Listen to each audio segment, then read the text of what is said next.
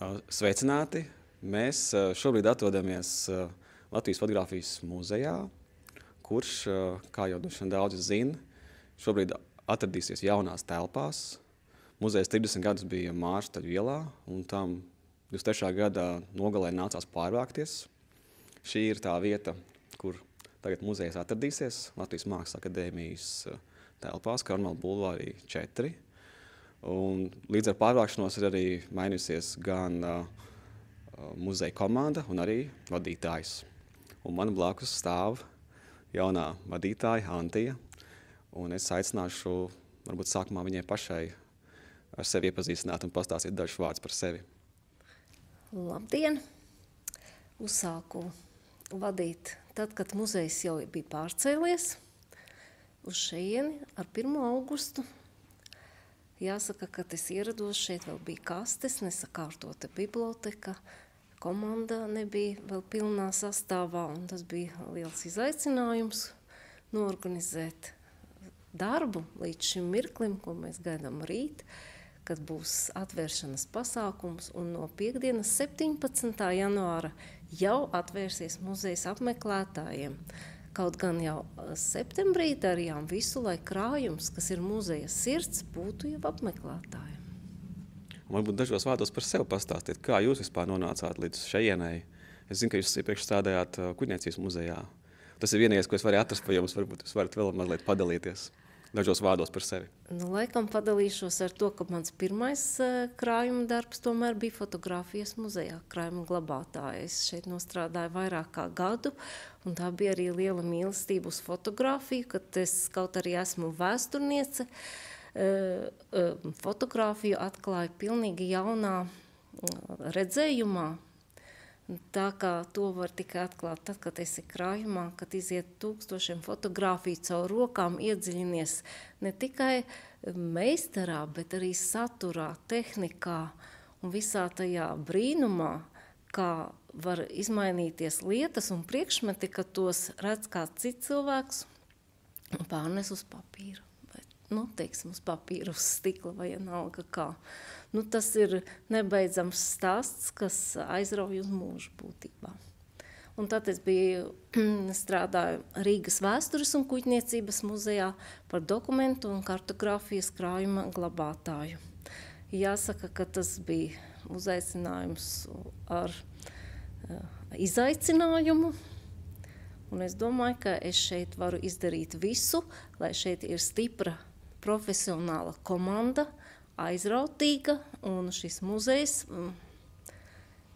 vienkārši var spridzināt visu Latviju ar tām vērtībām, ar to nesautīgo informāciju, kas šeit ir. Ka te var katrs atrast kaut ko sirdī, aizraušanai, darbam, pētniecībai. Un kādu fotogrāfiju vispār jums interesē un patīk, un kā jūs varat raksturot savu, teiksim, interesi par fotogrāfiju? Ja teiktu tā, tikai kas man sirdī, tā ir ainava. Tā man ainava. Bet es gribētu teikt, ka ainava nav tik vienkārša lieta. Tas ir viens, ko mēs redzam ainavā, ko fotogrāfs ir nofotogrāfējis, un tad ir tā mistērija, tas noslēpums, teiksim, kaut kas ir vēl aiz tā kalna, kas ir aiz tās egles, kas nav it kā redzams, nofotogrāfēts, bet tā sajūta, tā klātbūtne tajā fotogrāfijā tomēr ir. Un tās nianses, teiksim, nezinu, kaut vai rīta migliņa, kaut vai krūms 4 no viena punkta 4 gadā fotografēts, kad to tā redz, tad to tikai tad var tā novērtēt to mirkli, ko ir tvēris fotogrāfs. Jūs teicāt, ka fotomuzejs varētu spridzināt. Ko jūs plānojat darīt, lai tā varētu notikt?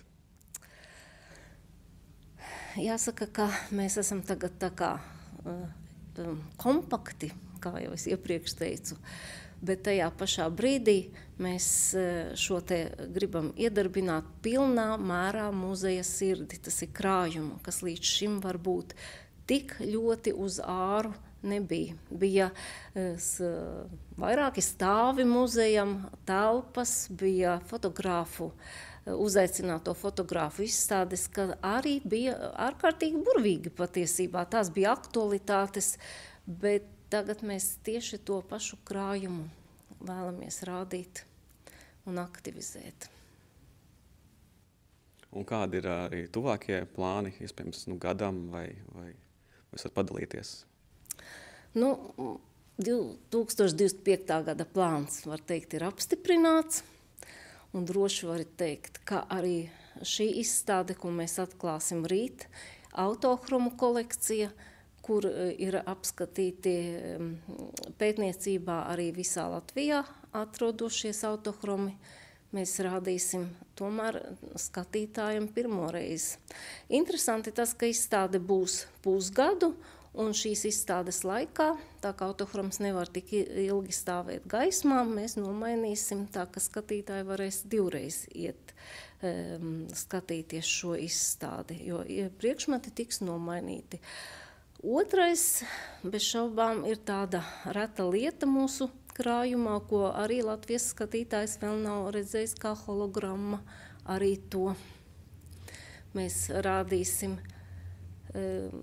Ārkārtīgi interesanti, es domāju, ka vēl aizvien ir aktuāli strenču kolekcija, kas ir kā nebeidzams krājums, un šajā laikā arī būs strenči gan kā portreta izstāde, gan brauks uz Poliju, uz Ljubļinu ar, piedāvājums arī Polijā būs. Labi, paldies. Es domāju, tagad varbūt iesim paskatīties, kāda šeit izskatās.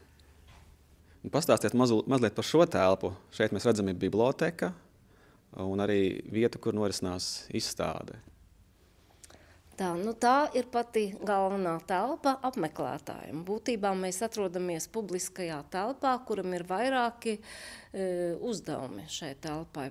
Pirmām kārtām, acīs krīt bez šaubām jaunā izstāde, mirklis, krāsas, spogulis ar mūsu jaunajām vitrīnām, par ko es ļoti lepojos, kas ir ar gaismiņām un būs funkcionālas vairākām izstādēm. Un šeit mēs arī liksim ik pēc laika šīs te mazās nelielās izstādes, bet gribētos teikt, ka ļoti piesātināsim. Šajā telpā ir arī mūsu biblioteka, kas ir specializēta fotogrāfijai.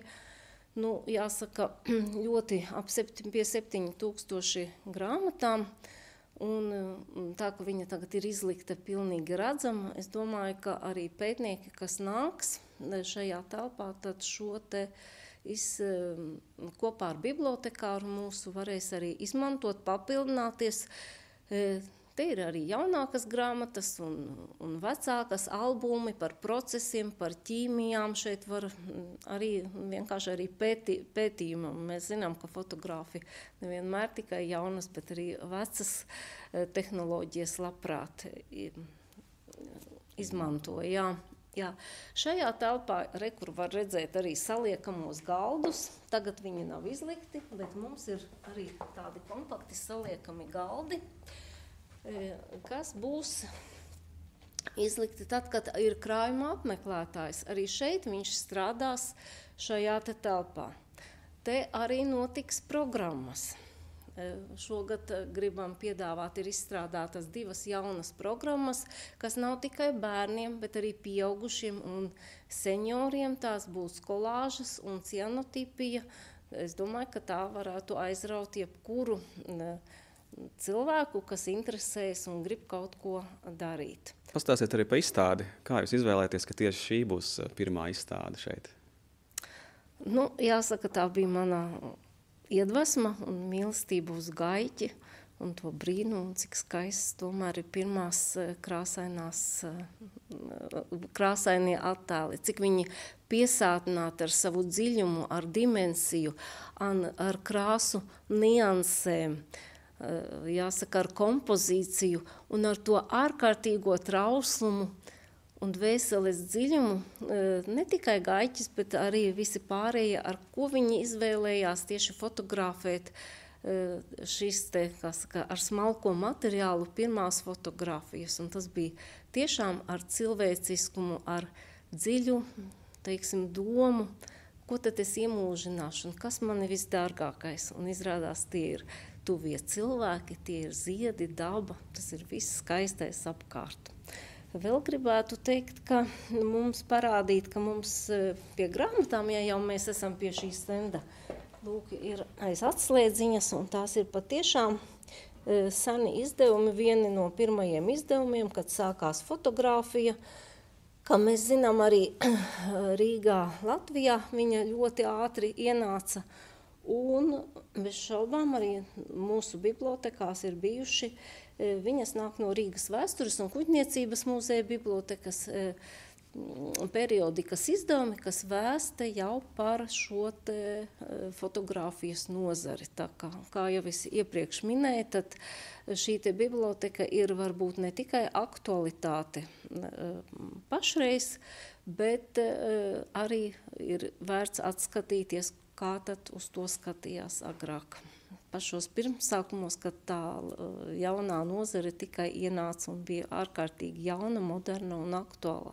Par to, ka tā ir aktuāla, mēs nebeidzam vēl runāt, tāpēc, ka šo patreiz fotografē visi, absolūti, bet es gribētu teikt, ka visi, kas fotografē, ir vērts saprast, ka tā arī ir nozare, kur var apgūt zināšanas arī amatieriem, profesionālismu, un fotografēt, teiksim, aizrautīgi, jau zinot tomēr kaut kādus likumus, kā fotografē, kaut vai vienkāršu lietu katrs personīgi var uzzināt. Kā cilvēkam ir divas sejas puses, un viena puse viņam vienmēr ir labāka, izskatās, patīk nekā otra. Nu, tas tā. Vai jums kādas lekcijas ir plānotas ar šeit rīkot, varbūt saistībā ar visu šo, kur varētu arī uzzināt kaut ko vairāk? Jā, tad, kad beigsies Latvijas neatkarības svētki un tuvosies Ziemassvētki, mēs izliksim strenču fonu un aicināsim cilvēkus fotografēties šoreiz bez diženiem, kā saka, mūsu māksliniekiem, fotogrāfiem, bet paši, un pirms tam būs lekcija, kā labāk fotografēties, kā cilvēks, kādas cilvēkiem ir tā, no kuras puses viņš var fotografēties, un kaut vai, nezinu, kā jāsaliek rokas, un šādā veidā ar dažādiem, varbūt tie būs kā vēsturiski apskati, bez šaubām, kā fotografēties, katrs izvēlas pats. Varbūt mēs varam apskatīties arī krājumu. Jā, protams. Krājums ir vissvētākā vieta muzejā, un tā ir sirds. Ja ir krājums, tad arī ir muzejs. Krājums pašreiz atrodas lielā, plašā telpā mums ar jaunām stalažām, jauniem skapjiem, un patreiz arī tiek nomainītas, mēs varam ieiet, patreiz tiek nomainītas arī jaunas bezskābes kastes, kas ir ļoti svarīgi muzejam, lai visas lietas un priekšmeti atrodas tieši tā, kā viņi jūtas komfortā. Arī cepurītes mums ir visiem uzšūtas jaunas. Un bez šaubām stikla plates ir ieguvušas jaunas mājiņas, un es tagad neņemšu bez cimdiem ārā, bet tikai varu pacelt, ka katra lūk šī te atrodas arī skaisti iekšā. Katrā bezskābes aploksnītē. Jāsaka, ka krājums ir ļoti tāda smalka lieta, to nevar sakraut. Kaut gan mēs jokojoties vienmēr sakam, ka muzeja krājums ir advancēta noliktava, bet tajā pašā laikā tā ir tik advancēta, ka prasa diezgan ilgu laiku, lai visu sakārtotu ne tikai vietās, bet pietiekoši augstā komforta stāvoklī katram priekšmetam atbilstoši noteikumi pats par sevi, bet tie noteikumi ir pamatoti uz patiešām pareizā saglabāšanas vietu, kā saka, un komfortu priekšmetam. Cik vēl daudz darba atlicis, lai sakārtot visu, vai arī lielākā daļa jau ir sakārtot? Saka, ka mēs te dzīvosim 5 gadus, līdz tam laikam noteikti sakārtosim, lai varētu vēlreiz pārvākties, un es ticu, ka tad, kad būs tiešām jauns muzejs. Es nezinu, kā būs situācija, ko runā tagad fotomuzejam. Tie plāni ir mainījušies laika gaitā, bet es domāju, ka Latvijas fotografi ir tomēr vairāk par Lietuvas pelnījuši šauļu. Par 4 stāviem Lietuvā. Nu, tad mums vajag 5. Vai ir kaut kādi jau plāni pēc 5 gadiem? Nu, respektīvi, kad ir iedots laiks 5 gadi, un vai tas ir idejas līmenī, vai tur tiešām kaut kas jau notiekās, lai mēs varētu teikt, ka šis pagaida nebūs beztermiņa? Nē, es esmu tikai vadītājs šim muzejam. Es varu ierosināt, bet nevienu dokumentu parakstītu līgumu es neesmu redzējusi un nezinu. Nē. Pagaidām tas ir vairāk idejas līmenī. Idejas līmenī pateiks, ka tie ir 5 gadi, kad mēs te strādājam. Līdz ar to,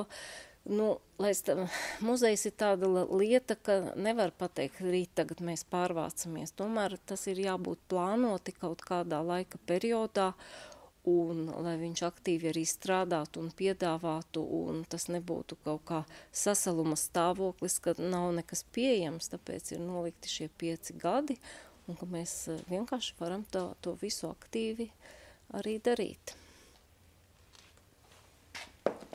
Nu tā, tur arī albumi mums ir ievalkoti katrs savā. Es kādu varu atvērt, bet man nav cimdiņa. Nu tāds kaut vai. Nav tas graznākais, mums ir ļoti grazni skaisti albumi, bet tad ir, ka jāskatās pēc albumu.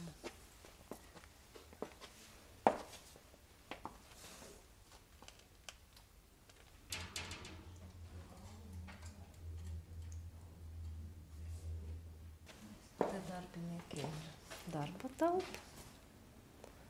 Ļoti gaiša. Cik jums tagad ir darbinieki?